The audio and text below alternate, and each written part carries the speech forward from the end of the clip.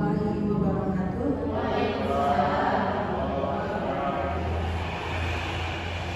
Selamat pagi Bapak Ibu Bapak. Terima kasih sudah berhadir hari ini. Perkenalkan saya untuk mengimbaskan yaitu praktik baik implementasi 7 jurus BK di SMP kita atau di SMP Negeri 1 Besar. Adapun ini adalah hasil on the job learning dari tugas Capasda atau calon fasilitator daerah BK. Adapun 7 jurus BK hebat itu adalah program atau materi pelatihan yang diluncurkan untuk memperkuat kompetensi guru, khususnya guru bimbingan dan konseling dalam mendampingi siswa secara holistik. Dan tujuannya adalah untuk mewujudkan lingkungan belajar yang aman, nyaman, dan menggembirakan di sekolah. Kemudian tujuan kedua adalah membentuk siswa yang mandiri, berkarakter kuat, dan sejahtera secara emosional dan sosial. Adapun 7 jurus BK hebat itu Bapak Ibu, yang pertama adalah kenali potensi, di mana di sini fokus utamanya adalah asesmen minat dan bakat siswa. Jadi di sini guru membantu siswa memahami kekuatan diri, gaya belajar, dan kecenderungan unik mereka sebagai fondasi perencanaan karir dan belajar yang tepat. Kemudian jurus yang kedua adalah kelola emosi. Ini fokusnya adalah pembelajaran yang sosial emotional learning atau SEL, ya. Di sini guru membekali siswa untuk mengenali, memahami, dan mengendalikan emosi secara sehat dan membangun kesadaran diri dan empati. Kemudian jurus yang ketiga adalah tumbuhkan resiliensi atau daya lenting. Di sini Bapak Ibu, guru mendorong siswa memiliki mental tangguh atau daya lenting dan growth mindset agar mampu menghadapi tantangan, tekanan, dan kegagalan tanpa menyerah. Kemudian jurus yang keempat adalah jaga konsistensi. Di sini fokus utamanya adalah kebiasaan dan kesadaran, di mana guru menanamkan disiplin positif dan kebiasaan baik secara konsisten yang berdampak pada pembentukan karakter dan prestasi siswa. Dan yang kelima, jalin koneksi. Ini fokus utamanya komunikasi empatik, yaitu guru membantu hubungan yang kuat dan saling percaya dengan siswa melalui keterampilan komunikasi yang penuh empati. Kemudian yang keenam, bangun kolaborasi. Ini adalah bekerja sama. Guru mendorong sinergi dan dukungan dari berbagai pihak seperti orang tua, guru mata pelajaran, bahkan masyarakat sekitar untuk mendukung perkembangan siswa. Dan yang ketujuh, menata situasi. Fokus utamanya di sini adalah lingkungan belajar yang kondusif. Di sini guru berupaya menciptakan lingkungan sekolah dan kelas yang positif, aman, dan menyenangkan sebagai tempat bertumbuh terbaik bagi siswa. Jadi di antara ketujuh jurus BK hebat tadi, saya memilih 2 jurus Bapak Ibu yang saya sampaikan ataupun OJL saya kepada siswa. Yang pertama jurus kenali potensi dan yang kedua jurus kelola emosi. Karena saya menganggap fondasi ini sangat penting bagi perkembangan pribadi siswa, akademiknya, dan juga kesejahteraan mental siswa di sekolah. Adapun alasan saya memilih kenali potensi, yang pertama adalah arah pengembangan diri, di mana siswa itu bisa mengenali potensi diri. Ini adalah langkah awal untuk menentukan arah belajar dan karir yang sesuai dengan keunikan dan kekuatan yang mereka miliki. Tanpa pemahaman ini, siswa cenderung kebingungan dalam membuat keputusan pendidikan dan pekerjaan. Kemudian alasan yang kedua adalah peningkatan motivasi belajar. Siswa akan jauh lebih termotivasi dan terlibat dalam pembelajaran jika mereka tahu bahwa materi atau kegiatan yang dilakukan selaras dengan minat dan bakat mereka. Kemudian yang ketiga, optimalisasi intervensi mereka. Data potensi, minat atau bakat tadi berfungsi sebagai peta bagi guru BK dan guru mata untuk merancang program pendampingan, penugasan atau intervensi yang benar-benar tepat sasaran dan relevan bagi setiap individunya. Kemudian alasan memilih kelola emosi yang pertama, fondasi kesejahteraan mental, di mana kemampuan mengelola emosi adalah kunci untuk mencapai kesejahteraan mental yang baik. Siswa yang mampu mengenali dan meregulasi emosi cenderung memiliki tingkat stres yang lebih rendah dan pandangan hidup yang lebih positif. Kemudian alasan yang kedua, peningkatan kualitas hubungan sosial. Keterampilan mengelola emosi seperti empati dan kesadaran diri esensial untuk membangun dan memelihara hubungan interpersonal yang sehat dan positif dengan teman sebaya dan guru. Kemudian yang ketiga, mendukung proses belajar kognitif. Emosi yang tidak terkelola dengan baik, misalnya cemas terlalu berlebihan atau marah, dapat menjadi penghambat terbesar dalam proses berpikir dan belajar. Dengan emosi yang stabil, siswa dapat berkonsentrasi penuh dan menyerap informasi secara optimal. Jadi dalam OJL atau on the job learning yang saya lakukan, Bapak Ibu, kedua jurus ini, yang pertama tadi pengenalan potensi dan yang kedua kelola emosi seperti itu. Jadi ini adalah teknik atau alur yang kami berikan kepada siswa, yaitu dengan alur angka, di mana A itu adalah aktivitas, R adalah refleksi, dan K adalah konseptualisasi, dan A adalah aplikasi. Seperti itu ya Bapak Ibu. Jadi perbedaannya kalau pembelajaran di kelas kami hanya menambahkan alur angka ini seperti itu. Di mana tahapan angka pada kenali potensi metodenya adalah tes gaya belajar Bapak Ibu ya. Kemudian kegiatannya siswa itu mengisi tes gaya belajar itu di aplikasi Aku Pintar ID seperti itu. Jadi di aplikasi itu sudah ada pertanyaan-pertanyaan yang bisa dijawab oleh siswa sendiri. Kemudian metode kegiatan yang kedua, refleksi, diskusi kelompok gaya belajar. Jadi di sini kegiatannya siswa dikelompokkan berdasarkan tes dominan gaya belajarnya. Seperti misalnya 3 orang atau visual, berarti dia satu kelompok dengan visual. Atau 4 orang kinestetik, berarti dia kelompoknya kinestetik. Begitu juga dengan auditori. Kalau gaya belajarnya dominan auditori, berarti dia satu kelompok dengan auditori seperti itu. Kemudian proses penyampaian gaya belajar. Di sini kegiatannya guru menjelaskan apa itu gaya belajar. Kemudian gaya belajar itu ada 3 macam Bapak Ibu ya. Ada auditori, kemudian ada visual dan kinestetik. Visual itu dia siswa itu bisa memahami pembelajaran itu dengan melihat seperti itu. Apakah misalnya video yang kita tayangkan ataupun gambar-gambar yang menarik itu Bapak Ibu. Kemudian auditori. Auditori ini siswa itu dapat memahami pembelajaran itu dengan mendengar. Dia tidak harus melihat, tapi dengan mendengar dia sudah paham apa yang sudah gurunya ajarkan seperti itu. Kemudian kinestetik. Kinestetik di sini siswa lebih suka bereksperimen Bapak Ibu. Kalau anak dengan atau siswa dengan gaya kinestetik, dia tidak menyukai hanya diam aja, tapi dia lebih suka bereksperimen ataupun bergerak seperti itu. Kemudian aplikasinya atau penyusunan rencana aksi belajarnya. Di sini siswa menyusun 2 sampai 3 langkah konkret untuk mengoptimalkan potensi dan daya belajar mereka dalam proses pembelajaran.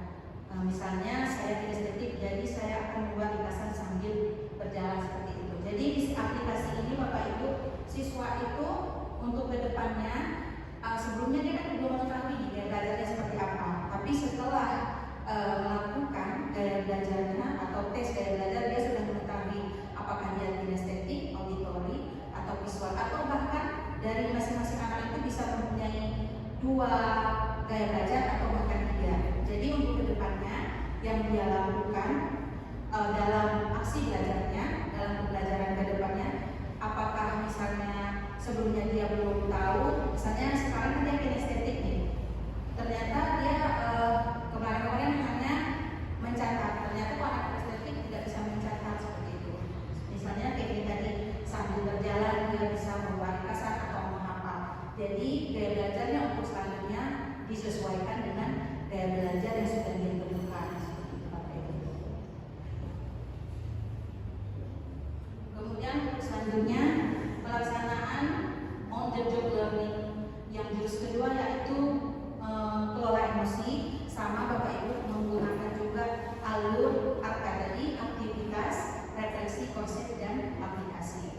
Di mana aktivitasnya di sini siswa itu bermain puzzle emosi. Bermain puzzle emosi itu Bapak Ibu siswa menyusun puzzle emosi, kemudian terbentuklah sebuah emosi yang ada di puzzle itu. Dan setelah terbentuknya puzzle, siswa itu menyebutkan jenis emosi apa itu dan bagaimana cara mengendalikannya. Kemudian atau siswa aktif berpartisipasi dan mampu menunjukkan melabeli berbagai jenis emosi. Kemudian refleksinya di sini diskusi ke struktur mengenai dampak emosi yang tidak dikelola, terutama dampaknya bagi orang lain.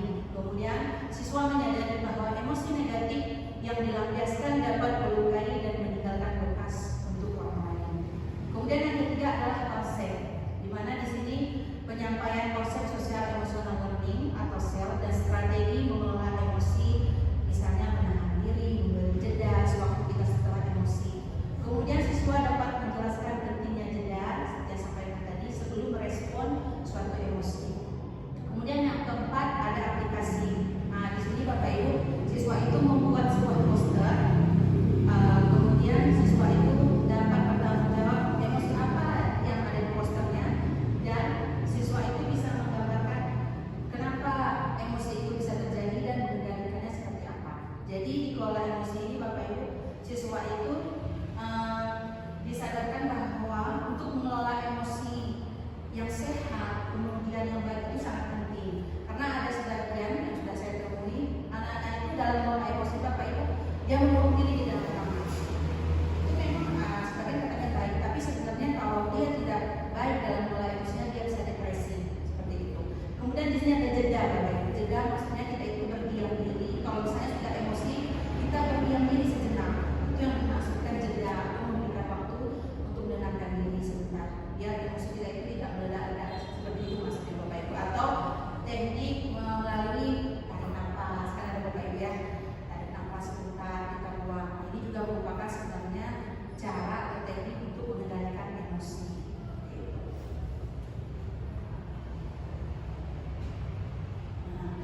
Ini Bapak Ibu hasil yang dicapai dalam laporan on-the-job learning kelola emosi. Siswa itu sudah mampu mengidentifikasi dan menamai emosi yang sedang dirasakannya, mau marah, sedih, senang, atau dia kadang merasa jengkel terhadap sesuatu hal, dia sudah bisa mengetahui dan menyebutkan perbedaan emosi tersebut. Kemudian yang kedua, siswa belajar dan mempraktikkan teknik sederhana untuk mengendalikan respon emosi negatif, seperti yang tadi teknik pernapasan dalam atau mindfulness, kemudian membuat jeda sebelum bertindak atau menuliskan perasaan seperti itu. Karena sebagai siswa dia lebih menulis Bapak Ibu ya, dia suka menulis diary, jadi perasaannya dituangkan dalam tulisan atau dalam buku. Kemudian siswa mampu menggunakan kata-kata positif untuk mengungkapkan perasaan dan pertumbuhan mereka, bukan menyalahkan orang lain. Hal ini meningkatkan kualitas hubungan sosial dan mengurangi konflik. Kemudian siswa memiliki keterampilan untuk mengurangi stres akademik, kecemasan dan tekanan yang secara keseluruhan meningkatkan well-being mereka di sekolah. Kemudian yang kelima, siswa dapat fokus dan berkonsentrasi lebih baik karena emosi yang tidak terkelola atau seperti kekhawatiran tidak lagi mendominasi pikiran mereka saat belajar. Yang tadi adalah hasil dari OJL kelola emosi Bapak Ibu, dan ini adalah hasil tes gaya belajar kelas 9. Kebetulan saya ambil sampelnya. Jadi di sini sekitar 16% siswa sudah mempunyai gaya belajar itu auditory Bapak Ibu ya. Kemudian 39% visual dan 45% kinestetik. Jadi dari data ini anak kita itu siswa kita yang ada di sini berarti dia lebih dominan ke kinestetik dengan visual. Dan dari gaya belajar ini Bapak Ibu, kita dari rumah pelajaran juga bisa misalnya kalau dalam pembelajaran, karena kita kan sudah tahu, oh ternyata kelas 9 ini dia lebih ke kinestetik gaya belajarnya sama visual seperti itu. Jadi metode atau strategi yang kita lakukan dalam pembelajaran itu kita sesuaikan aja Bapak Ibu kinestetik. Sebenarnya kinestetik itu seperti apa, gitu kan? Kemudian visual itu seperti apa? Karena hanya yang sedikit memilih auditori, berarti hanya yang mendengarkan itu beberapa orang Bapak Ibu. Jadi selama ini kita kadang selalu metodenya dengan ceramah seperti itu. Kenapa anak kita ini atau siswa kita ini tidak mengerti? Ternyata dia memang dia belajarnya kinestetik sama visual Bapak Ibu. Ternyata mendengarkan itu hanya beberapa orang seperti itu. Ya, kemungkinan kita kan belum mengetahui. Jadi sekarang kita sudah tahu, maka strategi atau metode pembelajaran di kelas ya kalau bisa kita sesuaikan dengan memang gaya belajar anak-anak kita atau siswa kita seperti ini tadi, ada kinestetik, visual dan auditori. Ya, ini adalah dokumentasi Bapak Ibu dari kenali potensi sehingga siswa kita melakukan tes gaya belajarnya di aplikasi aktivitas ID tadi. Ini adalah beberapa contoh pertanyaannya.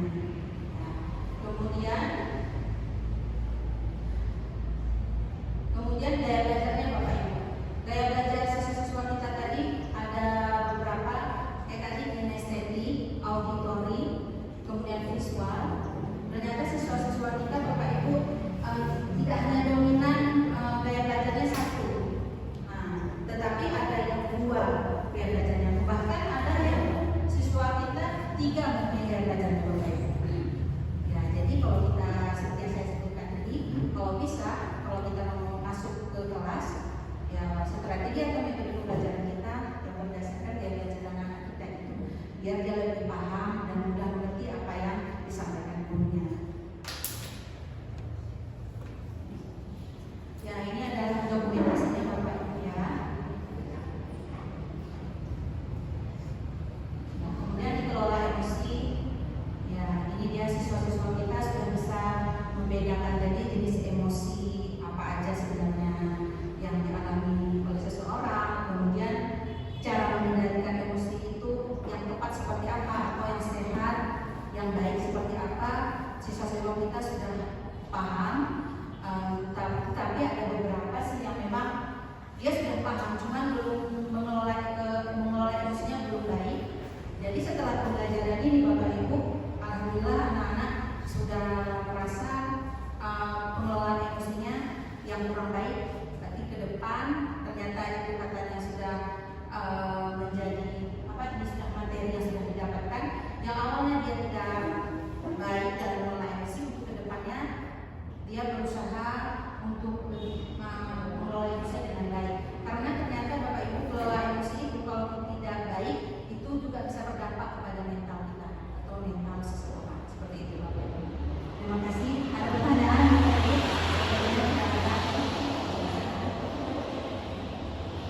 Ya, hanya ini Bapak Ibu yang saya sampaikan. Ini hanya merupakan laporan yang saya harus sampaikan kepada Bapak Ibu bahwa kami telah menyelesaikan on the job learning kami atau OJL kami, jurus 2, 1 kenali potensi dan 2 kelola emosi tadi. Ya, di sini ada sedikit Pak Ibu ya. Guru BK yang hebat adalah mereka yang tahu kemana harus mencari, tetapi tidak pernah memberitahu apa yang harus dilihat. Mereka mengajarkan cara berpikir, bukan apa yang harus dipikirkan. Kemudian satu lagi Bapak Ibu, ingatlah setiap benang kusut yang berhasil Anda urai adalah satu jiwa yang terselamatkan dari kegelapan.